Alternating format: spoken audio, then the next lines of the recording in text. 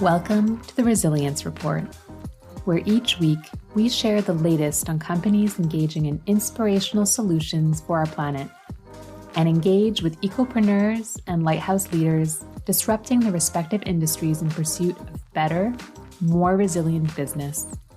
I'm your host, Lauren Scott. Thank you for joining me as we dive into this week's report.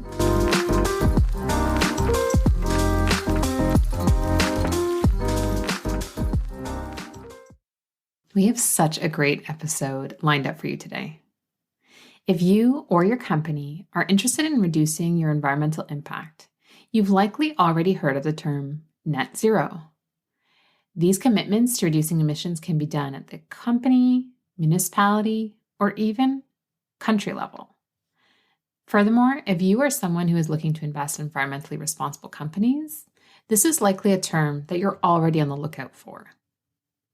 That being said, reading through countless corporate sustainability reports can be a very long, somewhat confusing process. Even the best intentioned investor might not have the full time or understanding to decipher real, meaningful commitments from straight-up greenwashing.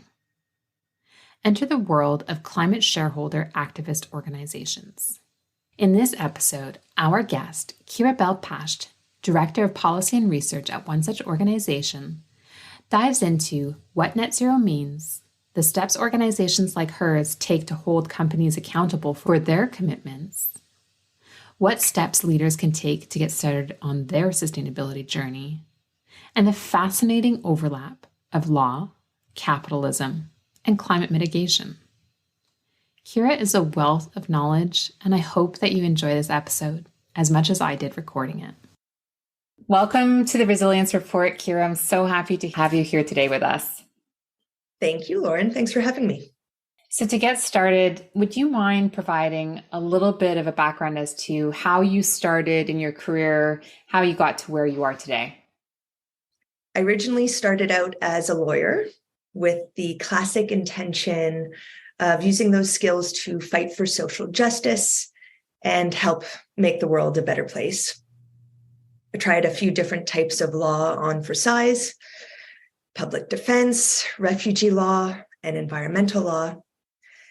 It was this latter that was best suited to me.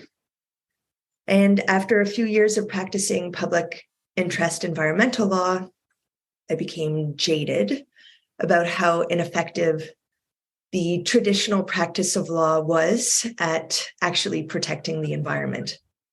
And that's where my focus on climate change mitigation really began in earnest, because I moved to where the laws were made. I moved into government itself. First, at Ontario's environmental watchdog, where I worked to ensure the province was following through on its climate commitments. And then when a right-wing populist government came into power, I moved to where I could have more influence working with cities across North America and helping them design their climate plans.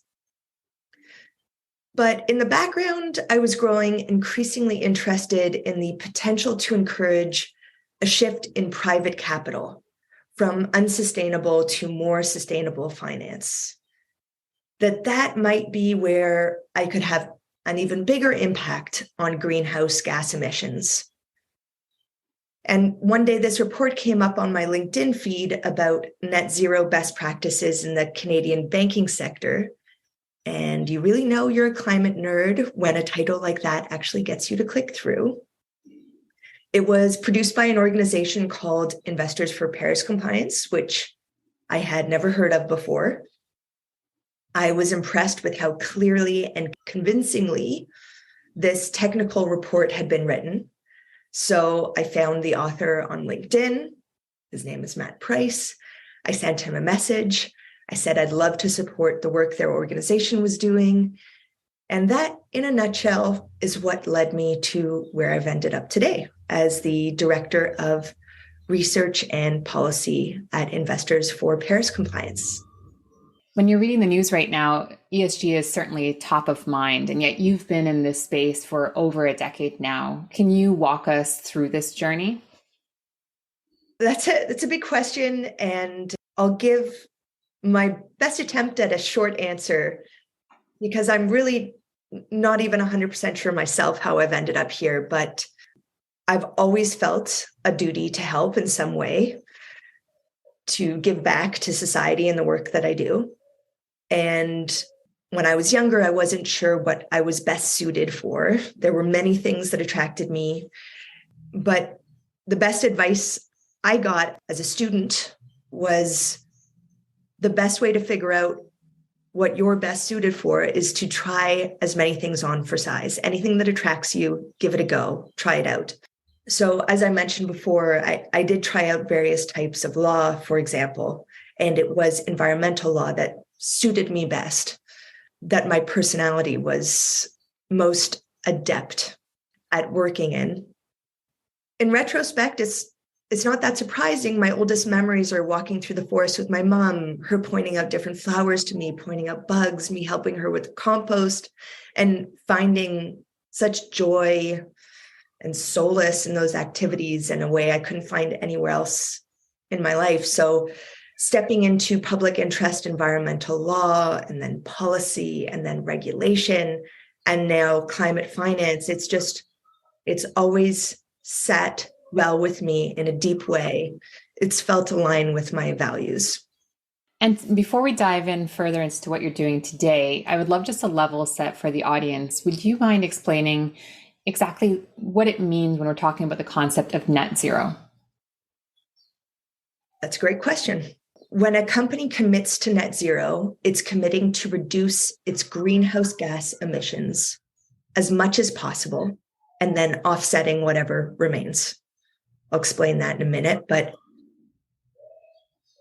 when you talk about greenhouse gas emissions, it's not just the emissions associated with the four walls of your business, within the building in which you operate, but also the emissions associated with the products you use for your business and the products your business produces. A more technical way of saying this is net zero is not just for your operational emissions, but also for your significant upstream and significant downstream emissions. So, for example, if you're a commercial real estate business, your upstream emissions are those associated with maybe the production of steel and cement that go into your building. And if you're an oil and gas company, then you're also responsible for achieving net zero in your downstream emissions associated with the smoke coming out of car tailpipes, trucks, ships, planes from industrial smokestacks that are using your product.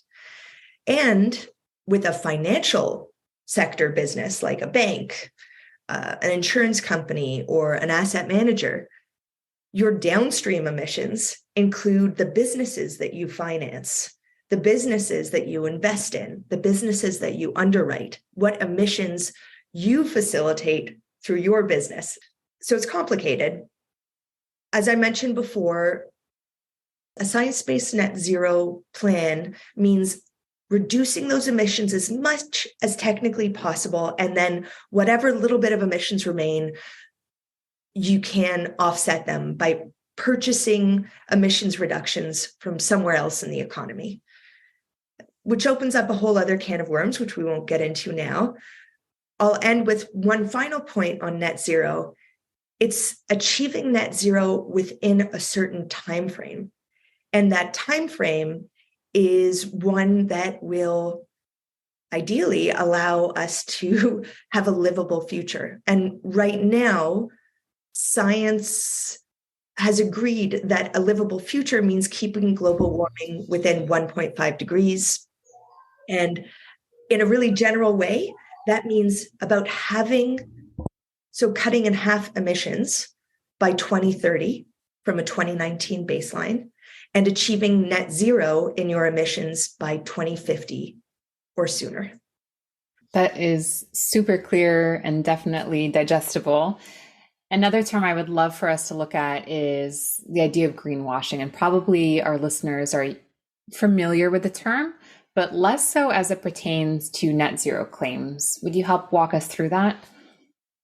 Yeah, there is a great example outside my apartment window. I live in Toronto, and the TTC has just started featuring big ads on some of its buses and streetcars. And this ad has a clear blue sky, a bright, hopeful, shining sun, and it says net zero by 2050. And it's the Oil Sands Net Zero Pathways Alliance. I think an average person would look at that ad and say, wow, how fantastic. The oil sands are working on a net zero future. However, I have analyzed this plan and it doesn't deal with the majority of their emissions, the downstream emissions that come out of the very bus that the ad is covering. And that's not the only imperfect part of the oil sands net zero pathway, but it's the most flagrant one, in my opinion. So for an average person, as I mentioned, who doesn't spend their free time learning about what a science-based net zero pathway involves for the oil and gas sector, they wouldn't know that. So that's a great example of greenwashing. And greenwashing can look like a lot of different things. The companies we assess, which include oil sands companies, also banks and insurance companies and asset managers, publish huge technical reports outlining their climate plans. And what I do, what Investors for Paris Compliance does, is analyzes those plans and helps translate them for the average investor. Even a sophisticated investor doesn't necessarily have the expertise to understand where the gaps are, what best practice is. In the work that we do in analyzing those plans, we try not to come in and just scold the companies for what they're doing wrong, but also acknowledge and applaud when steps are being taken in the right direction, because there are great things happening that we think it's really important to highlight and emphasize. But yeah, greenwashing is misleading environmental claims, specifically with climate plans related to how they may or may not be achieving actual net zero. And this really addresses your work directly at Investors for Paris Compliance. Could you share a little bit more about your work there? Climate commitments in the private sector are relatively new. Emissions accounting and best practices in net zero planning, they're evolving. So a big part of what we do is education. We try to work with the companies to support them in their net zero journey, to help them understand what a science-based net zero plan for their particular sector would look like. We try to give examples of other companies that are doing better and how. We produce reports. We make sure they're as accurate as possible. We share those reports publicly. We try to get attention from the media so that as many people as possible can benefit from the work that we're doing, from the education we're providing. We meet with companies to have conversations about where they're at in their net zero journey, discuss issues we found in our research with their particular climate plans, and discuss what issues they may be having internally and what assistance they may need.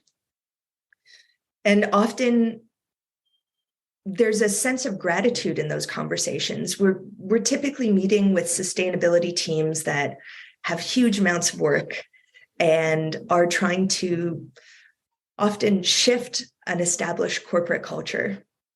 And so we're giving them resources to help them in the work that they're doing. And that's often the dynamic of our work.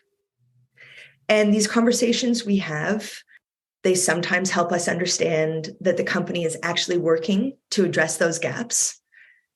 And sometimes those conversations show us that the company is not addressing those gaps. And in those cases, we will file a shareholder resolution. In order to file a shareholder resolution in Canada, you need to have a certain minority stake in the company. So we purchase shares of the companies that we target. And once you file a shareholder resolution, and our resolutions typically ask for improvements in climate plans of those companies, the company is really motivated to negotiate with us for us to withdraw that resolution, because it doesn't look great on them to have these resolutions go forward in front of all of their investors at their annual general meeting. And sometimes our negotiations result in us withdrawing the resolution and then committing to watch the company to see that they actually follow through with the commitments they made to us. And maybe we file again the next year. And if we don't withdraw, it's sort of like a get out the vote campaign. We start reaching out to all the major investors to help inform them about why we filed the resolution we filed. And then it comes to a vote at the annual general meeting. Recently, for example, we filed at TD Bank, and our resolution received 23.5% of shareholder votes, which doesn't sound like a huge amount, but in the culture of voting to support management, voting in support of management, it's actually an impressive number, and it's influential on the directors of the company. I will just say one last thing here, which is when we talk about improving climate plans and when we reach out to shareholders, the underlying logic of our shareholder proposals are always based on the premise that transitioning to a net zero future is about reducing the company's financial risks and increasing the company's financial opportunities. Because at the end of the day, we're dealing with shareholders that are seeking returns on their investments. That really paints an in-depth picture. So thank you for explaining that. It's a world that I'm certainly less familiar with. I'm sure our listeners are as well, and it's fascinating. I'm curious, are you working on a specific project right now that you're excited about? I'm excited about all the work that we do. There are some basics that we will continue to work on at Investors for Paris Compliance, focusing on the banks, focusing on asset managers. But a new area that we're turning to now is private equity. So what's interesting about private equity, these are companies that are not listed on public stock exchanges, that aren't subject to the same level of regulatory requirements. They're not required to disclose their climate-related financial risks in the same way. And there's been more and more attention to the fact that some of our economy's dirtiest assets, or carbon-intensive assets is a better way of saying that, are starting to be privatized, are moving into private equity to avoid some of these regulatory disclosures. And fascinating. And at the same time, these private equity companies are also starting to make climate claims, so net zero claims. And so the next big question we're going to be looking at, along with many other issues that we have been covering in the past couple of years, will be, what does net zero mean in the private equity context? So that'll be juicy. I didn't realize that transition was happening over to the private sector in terms of funding. It's very strategic on their part and certainly underscores the need for your work. So thank you for diving into that. Your organization focuses on the Canadian landscape, and I'm very curious, are there any specific nuances that you see in your work in Canada than, let's say, if you were doing this elsewhere around the world? Absolutely. From my perspective, it's the oil sands that really create Canada's unique economic landscape. They make up a significant percentage of the Canadian economy. And as a result, our banks, our asset managers, and even our pensions are more heavily exposed to the oil sands than any other economy in the world. It sometimes feels as if Canada is so deeply intertwined in the oil sands that we don't know how to pull ourselves out. We don't know how to transition away. And that rears its head in a lot of interesting ways in the work that we do. And you mentioned that there are some companies who are trying to make progress here. And if there is an organization that is working towards net zero goals or objectives, what would you say is the biggest obstacle? And then what is the biggest opportunity that you would see for those companies? I think first, the biggest obstacle would be convincing management that they need to invest in measuring and understanding their current impact on the environment. I think sometimes the return on that investment is not completely obvious, but there is an increasing demand from a regulatory perspective for this type of disclosure. And there's also an increasing demand from other companies seeking your company's business for that type of disclosure, and from the public. So understanding your current environmental impact has a price tag, but it's only by understanding your company's current impact that you can understand how you compare to other businesses in the sector, where your weaknesses lie, how you may need to transition away from those negative impacts. And once you've done that, you can then create a competitive advantage for your business. I think for people working within those companies, trying to shift corporate culture, one of the best ways to do that is to find peers that are doing it, to show more senior folks that it is possible, and to apply a little bit of peer pressure, which is quite effective. But I am curious if someone is already working at an organization and they want to work ground up in terms of creating this movement towards being more environmentally responsible, what would you say that they should take as those first steps? Yeah, I think, I'd reiterate some of the points I just made. Finding examples of competitors that are doing more and how they're benefiting from it, showing that it is possible and that there is a business argument for doing it, right? Another way, depending on what your role is within the company, showing the financial benefits. So let's say savings over time and reduce utility costs, reduce energy costs for operations, but also showing financial opportunities, new businesses that the company could pivot towards and benefit from. And maybe one other stakeholder in all of this equation is that of investors. And I can personally say that I'm always trying to invest in responsible companies and organizations, but it's not always the most obvious thing to figure out really which ones are moving the needle or not. Do you have any recommendations as to how investors can get better informed? Yeah, there's no doubt that is a tricky and kind of thorny issue.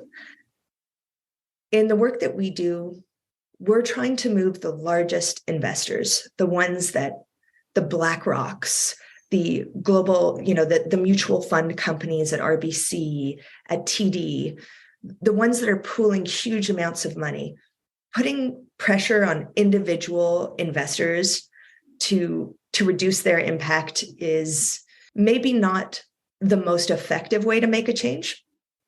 But I do have to say that me personally, I wanted to align my own investments with my values, my environmental concerns, which also include financial concerns. I'm concerned that if I'm invested in oil and gas companies, that they might lose value in this transition to a net zero future. So I don't necessarily think it's a smart investment for me to have my money invested in oil sands or oil sand dependent stocks, for example.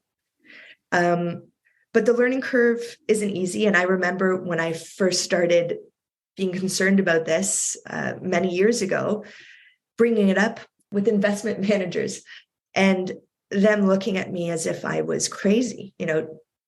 No, they don't have a climate risk on their investment funds that they run. What does that, what does that even mean? Why would they do that? They primarily are concerned with the return on investment. And so now, many years later, you'd be hard pressed to find a mutual fund provider or an ETF provider that didn't have a sustainability themed fund or a climate themed fund. I personally worked with Tim Nash to manually adjust all my investments. He's a great guy. He calls himself the sustainable economist. His company is called Good Investing. And he helped teach me how to manage my own funds in a way that aligned with my values as much as possible. I have to say, it's really imperfect when your end goal is to make a profit, to do so without harming anybody. It's not simple, and it's evolving. But I would also say that there are more and more products out there now. For example, Wealth Simple, really easy to use. They have some climate focused funds, sustainability themed funds that, you can filter out oil and gas, for example. But I think the more people start demanding that their investment managers are considering these risks, the more it will help shift culture. So I think having these conversations with your investment manager is a great place to start. Was there a specific moment in time in your life where you realized that you wanted to be involved in the sustainability journey, environmental impact within your professional career? I guess I am part of the environmental movement. Somehow that happened. Just happened gradually over time. There was no specific moment. It was just that every time I tried it on a bit more, it kept feeling more and more right. And here I am. I think I've been following in some ways where the shifting current has been moving in the environmental movement as well. And climate finance now is really in the spotlight because I think there's a general understanding that this is where the greatest change can happen. And part of your journey has been studying law. I'm very curious. I've spoken to a number of recent lawyers who are curious of getting in the area, as well as maybe some contacts who are mid-career and considering doing a change. Would you have any advice for people who find themselves in either of those two situations? I would suggest, not surprisingly, that they consider exploring the topic of climate finance. I think there are many opportunities to practice law or use your legal skills to help companies navigate this world, and also to help governments push companies to navigate this world, to regulate this sector. So I think there are a lot of unique opportunities. That's what I would suggest, just exploring climate finance. And also, as I did, practicing law is not the only way to use your legal skills. It can definitely feel, for those of us in the movement, that it's not the easiest path that we've chosen. I'm wondering if you have any resources or tools that you leverage to keep yourself motivated as you're navigating this journey. Well, I try to have fun, to play, to fill my life with as much joy as possible so that I have space to handle the difficult aspects of the work that I do. So roller dancing in general, being with friends, having a rich social network is really important. Community. Being in nature brings me a lot of joy and calm. Canoe trips, learning and studying plants and mushrooms. There's something so magical about mushrooms and how they turn our death into this rich new life. So studying nature brings me a great sense of joy, of hope. positivity about nature's ability to repair itself if we allow it to. But I would also say that it's really been important for me to also find spaces to feel the sadness now and again, ideally in community, because repressing it isn't a sustainable solution. Well, sounds like you have a number of incredible tools in your tool belt to be resilient in your journey. And this is a question that we ask as the last question on every episode, but what do you think it will take for businesses and leaders to be resilient going forward? Well, I think that we have to give more than lip service to the climate crisis.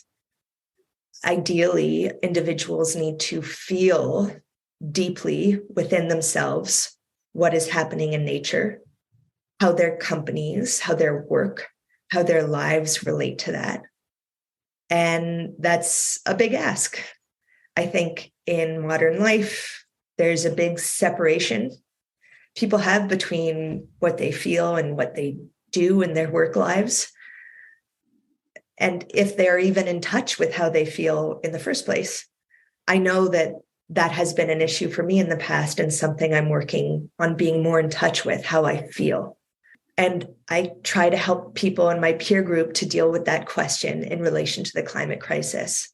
And it's a tough one, which is why I also focus on the need for regulation and demanding that governments step in and help people do the right thing when maybe they get in their own way of doing that. This has been such an informative conversation. It's fascinating. Again, I mentioned earlier, it's a world that I wasn't familiar with until I started following your own work. So thank you for what you and your organization are doing. Thank you, Lauren. I'm so happy you're putting this podcast together. Good luck in your work as well.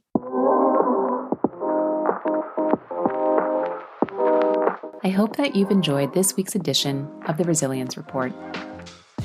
If you would like to hear and see more, be sure to check out @The Resilience Report on YouTube, Instagram, and LinkedIn. Until we connect again, remember, even on the darkest of days, we all have the opportunity to be a lighthouse for others as we collectively pursue better, more resilient business.